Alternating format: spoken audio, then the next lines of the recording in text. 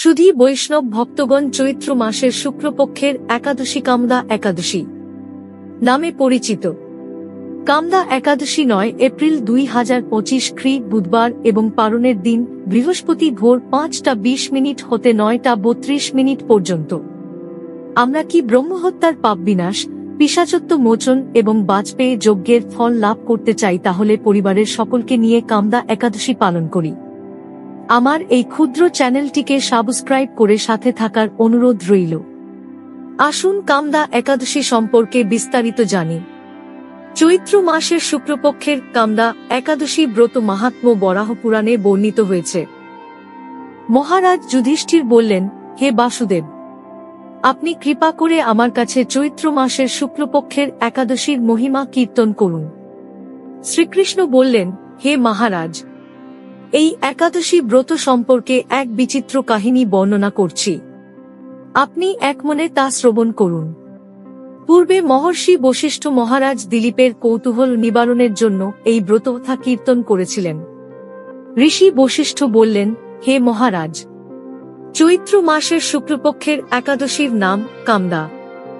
এই তিথি পাপনাশক ও পুণ্যদায়িনী। পূর্বকালে মনোরম নাগপুরে স্বর্ণনির্মিত গৃহে বিষধর নাগেরা বাস করত। তাদের রাজা ছিলেন পুণ্ডরিক। গন্ধর্ব, কিন্নর ও অস্পরাদের দ্বারা তিনি সেবিত হতেন। সেই পুরী মধ্যে অস্পরা শ্রেষ্ঠ ললিতা ও ললিত নামে গন্ধর্ব স্বামী স্ত্রী রূপে ঐশ্বর্যপূর্ণ এক গৃহে পরমসুখে দিনযাপন করত। একদিন পুণ্ডরিকের রাজসভায় ললিত একা গান করছিল। এমন সময় ললিতার কথা তার মনে পড়ল। ফলে সঙ্গীতের স্বরলয়তালমানের বিপর্যয় ঘটল। কর্কটক নামে এক নাগ ললিতের মনোভাব বুঝতে পারল। গানের ছন্দভঙ্গের ব্যাপারটি সে পুণ্ডরিক রাজার কাছে জানাল। তা শুনে সর্পরাজ ক্রোধ ভরে কামাতুর ললিতকে, রে দুর্মতি, তুমি রাক্ষস হও বলে অভিশাপ দান করল। তার হাত 10 যোজন বিস্তৃত, মুখ পর্বত গুহাতুল্য, চোখ দুটি প্রজ্বলিত আগুনের মতো, ঊর্ধ্বে 8 যোজন বিস্তৃত প্রকাণ্ড এক শরীর সে লাভ করল। ললিতের এরকম ভয়ঙ্কর রাক্ষস শরীর দেখে ললিতা মহাদুঃখে চিন্তায় ব্যাকুল হলেন। স্বেচ্ছাচারী রাক্ষস ললিত দুর্গম বনে ভ্রমণ করতে লাগল। ললিতা কিন্তু তার সঙ্গ ত্যাগ করল না। ললিত নির্দয়ভাবে মানুষ ভক্ষণ করত। এই পাপের ফলে তার মনে বিন্দুমাত্র শান্তি ছিল না। পতির সেই দুরাবস্থা দেখে ব্যথিত চিত্তে রোদন করতে করতে ললিতা গভীর বনে প্রবেশ করল। একদিন ললিতা বিন্দু পর্বতে উপস্থিত হল।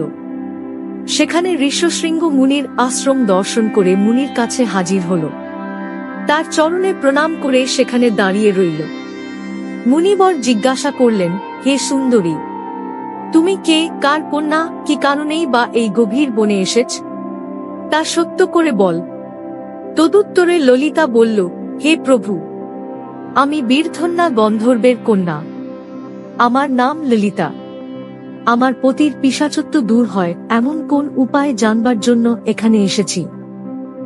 তখন ঋষি বললেন, চৈত্র মাসের শুক্লপক্ষের কামদা নামে যে একাদশী আছে, তুমি সেই ব্রত যথাবিধি পালন কর। এই ব্রতের পুণ্যফল তোমার স্বামীকে অর্পণ করলে তৎক্ষণাৎ তার সমস্ত পাপ বিনষ্ট হবে। ঋষির কথা শুনে ললিতা আনন্দ সহকারে কামদা একাদশী পালন করল। তারপর ব্রাহ্মণ ও বাসুদেবের সামনে পতির উদ্ধারের জন্য আমি যে কামদা একাদশীর ব্রত পালন করেছি, তার সমস্ত ফল আমার পতির উদ্দেশ্যে অর্পণ করলাম। এই পুণ্যের প্রভাবে তার পিশাচত্ব দূর হোক, এই কথা উচ্চারণ মাত্রই ললিত শাপ মুক্ত হয়ে দিব্য দেহ প্রাপ্ত হল। পুনরায় গন্ধর্ব দেহ লাভ করে ললিতার সাথে সে মিলিত হল। তারা বিমানে করে গন্ধর্বলোকে গমন করল। হে মহারাজ দিলীপ, এই ব্রত যত্ন সহকারে সকলেরই পালন করা কর্তব্য। এই ব্রত ব্রহ্মহত্যা পাপ বিনাশক এবং পিশাচত্ব মোচনকারী। এই ব্রত কথা শ্রদ্ধাপূর্বক পাঠ ও শ্রবণে বাজপেয়ী যজ্ঞের ফল লাভ হয়।